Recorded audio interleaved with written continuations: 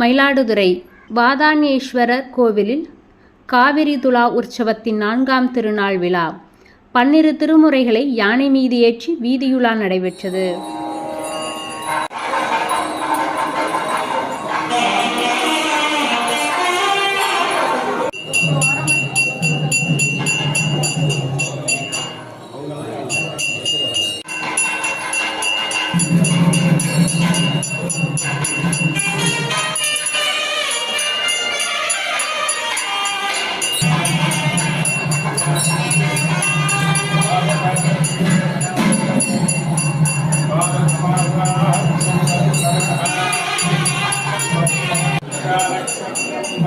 மயிலாடுதுறையில் உள்ள பிரசித்தி பெற்ற பல்வேறு சிவாலயங்களில் காவிரி ஆறை மையப்படுத்தி நடைபெறும் காவிரி துலா உற்சவம் கொடியேற்றத்துடன் தொடங்கி நடைபெற்று வருகிறது.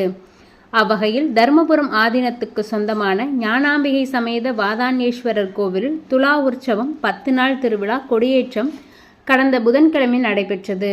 முக்கிய உற்சவங்களில் ஒன்றான திருமுறை வீதியுலா இன்று நடைபெற்றது. நடராஜ உற்சவர் சன்னதியில் திருமுறைகளை வைத்து தர்மபுரம் ஆதீன கட்டளை ஸ்ரீமத் மாணிக்கவாசக தம்பிரான் சுவாமிகள், ஸ்ரீமத் சிவகுருநாத தம்பிரான் சுவாமிகள், ஸ்ரீமத் சுப்பிரமணிய தம்பிரான் சுவாமிகள் ஆகியோர் முன்னிலையில் சிறப்பு பூஜைகள் செய்யப்பட்டது.